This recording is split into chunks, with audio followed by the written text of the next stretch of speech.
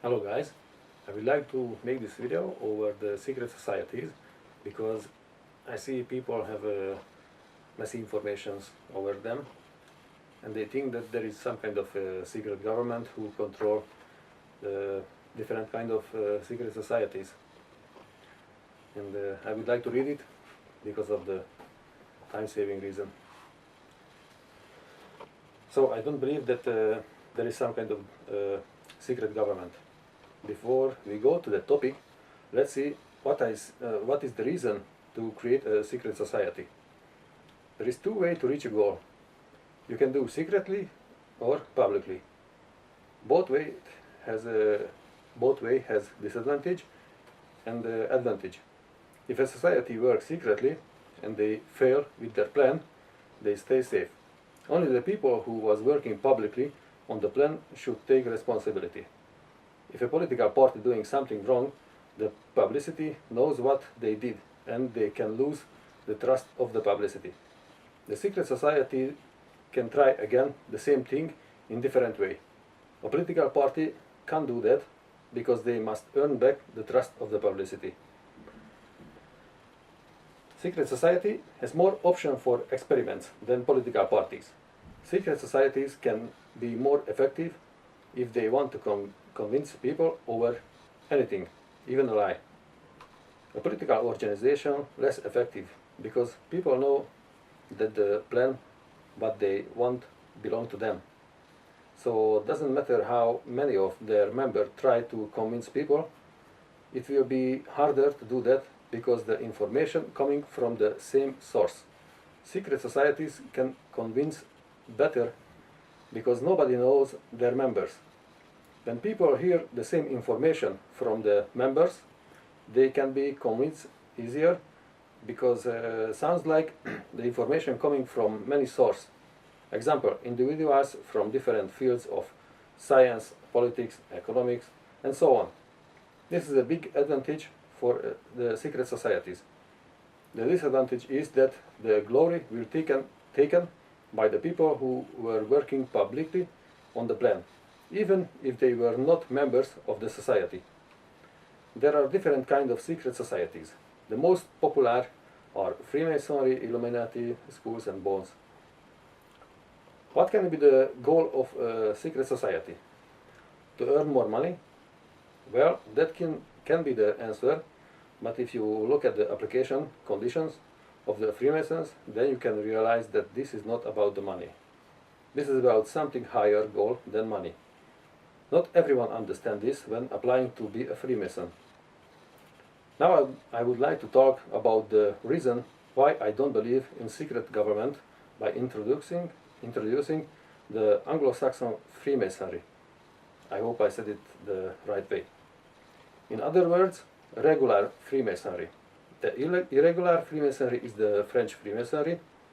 In the regular Freemasonry you must be a believer and accept the Bible.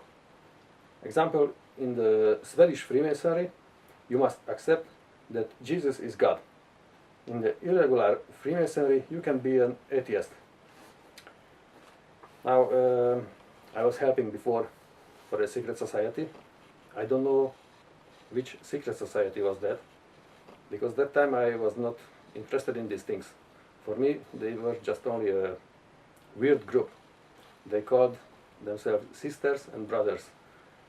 And on their rituals, on their meeting, they used big books with different kind of occult symbols, plus one big wooden chair, not chair, it's a wooden throne, with different kind of symbols and the figure of Baphomet. So that's why I think that in some societies you can be even a satanic person. Believe in satanic ideas, because there are also different kinds of satanism, but that's a different story. And what is the danger of this?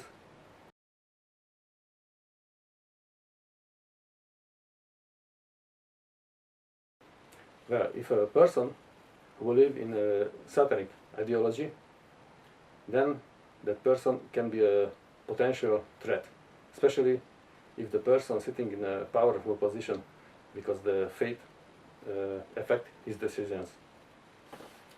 Okay, let's continue. So, what can be the goal of the secret societies? Well, if you check their past, you can clearly see their goals. To example, to change the world for a better place. Is there anything wrong with this goal? No. All persons on the earth want to leave a better place for the next generation. Only the way how you wish to carry out the plan can be a problem. What do you need to change the world for a better place? One of the requirements is power. Secret societies has great power and they're using it. Just look at the $1 bill. Their symbols stand on it. Is there anything wrong to have power? No. They also have power. What is our power? Our power is our vote. Every time when we vote for the same reason. We want a better politician because we want a better future to our child, right? Example, if you're working on something and you want to be more effective, then you start to organize a little community to be more effective, to reach your goal, right? Community has more chance than a single person to be successful because a community has more power than a single person. So don't jump into wrong conclusion about the power of Freemasons. Some people think that Freemasons looking for power. I don't know if this is true or not, but keep in mind, they don't ask people to be Freemasons. The people must make the first step. So my conclusion is that this can be some kind of proof that they don't craving for power. I discovered that on Facebook there are many false groups where cheaters try to get the money of the people who are willing to join some kind of secret society. People think that secret society all about money. In some group the membership fee is $200 a month. If you look at the pictures in those groups, then you see African young boys or girls sitting on a huge amount of money or counting on their bed thousands of dollars. Sadly, I see people who are willing to join to this group. They're willing to do anything to be a member. Many persons wrote Harry Satan and similar things just to prove that they are faithful and willing to do anything to join the society. Everybody craving for money. I feel sorry for these people, but let's go back to the main topic. How can a person be a Freemason? First you must ask for it and you must fit the requirements. But this is not a guarantee that you will be taken to the society. The members of many lodges must accept you. They carefully check your background before they let you join to the family. This takes time to inform the members about your request. If one of the members knows something bad about you, then they will refuse your requirements. Example, if you did something in your life what is morally wrong. Another example, if you were a member of the irregular Freemasonry before, then in the regular Freemasonry they refuse your requirement to be a Mason. If they accept your application, you're not gonna be instantly a Mason. You must study and you should have 2 older patrons who are gonna stand up for you. If everything going very well, you can be a Freemason. When you are a Freemason, that is not a guarantee that you will be in the rest of your life a Freemason.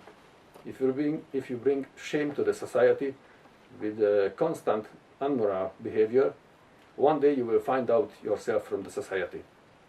If you join to get better businesses or business connections, better paid job, or more important position, then you will be disappointed.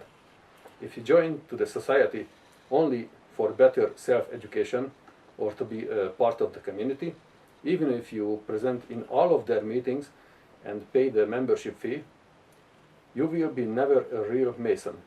To become a real Mason, you should be able to understand and recognize the symbols. Now that you got a picture how can you be a member, let's see why is a hoax the secret government. The reason is simple. There are many different Freemason lodges. The lodges work independently from each other, like different secret societies work independently. The reason why it looks like that there are secret government is because lodges can work together. Even secret societies can agree and work together in some field. If this is what people mean under the secret government, then I can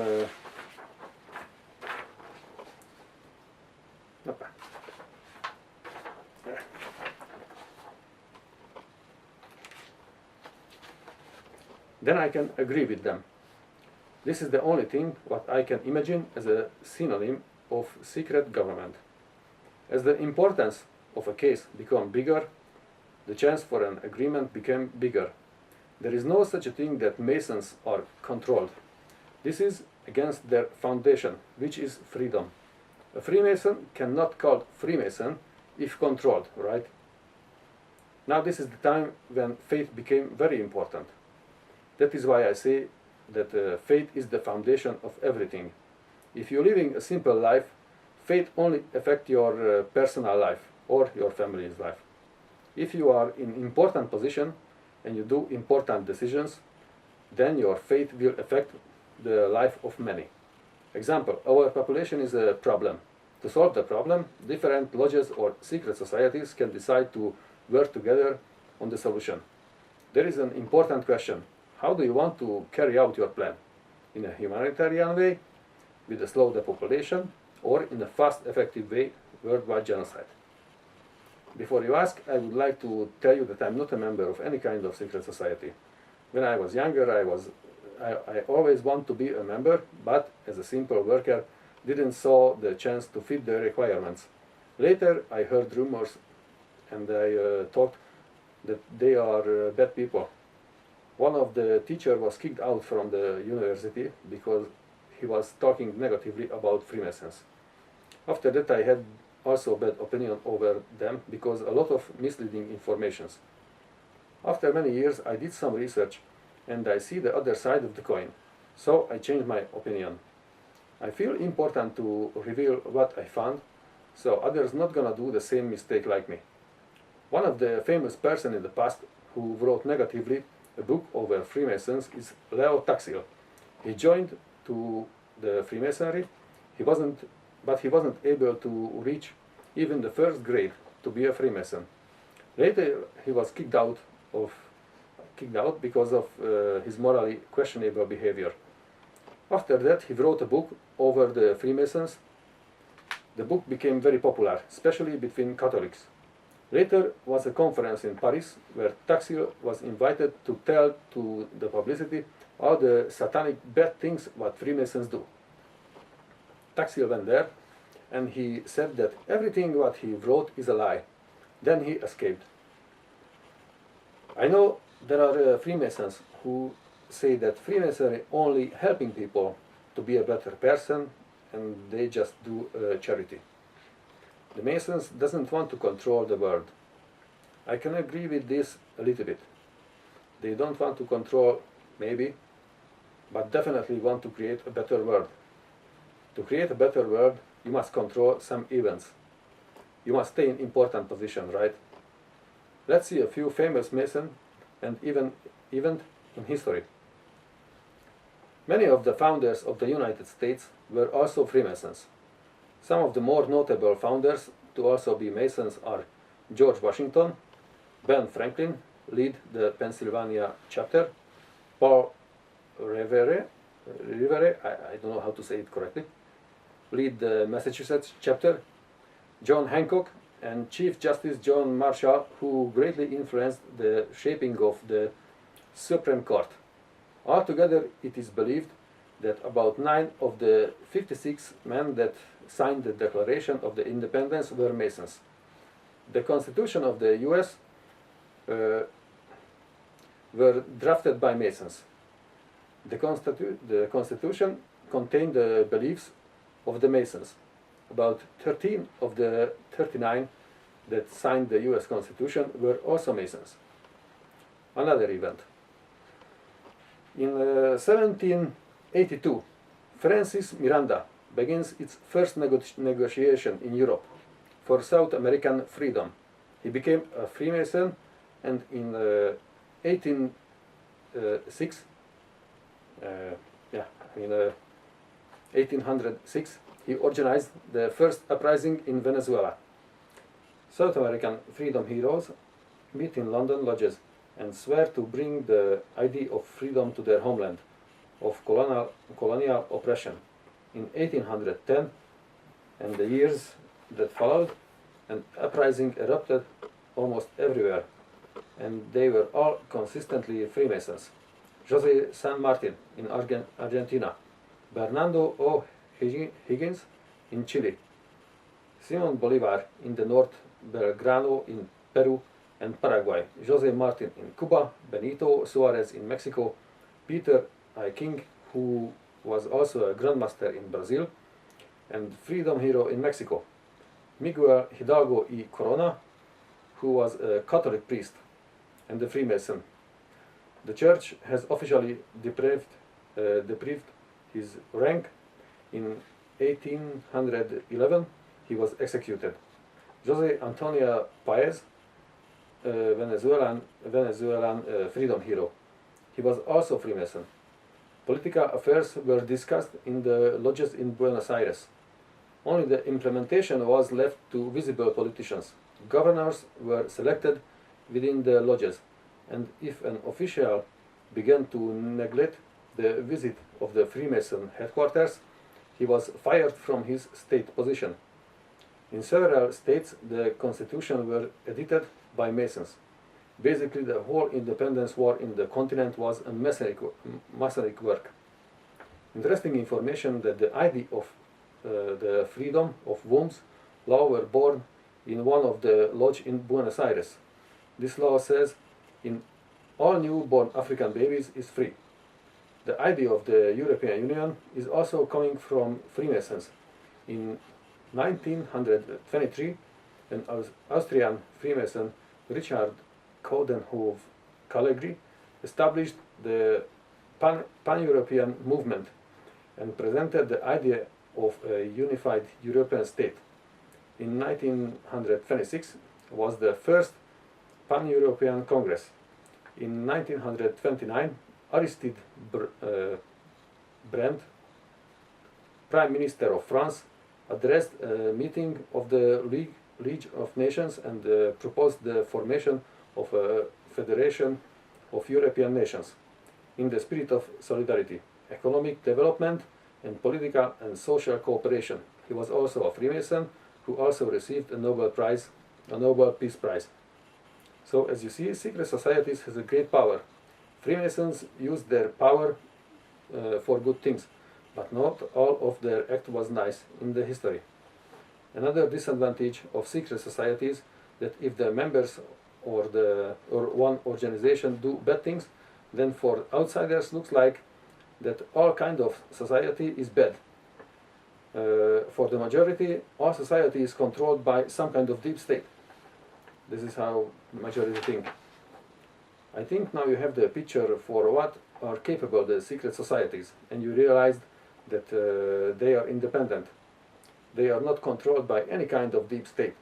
The question is, for what are they capable nowadays, and what way they choose to change the world.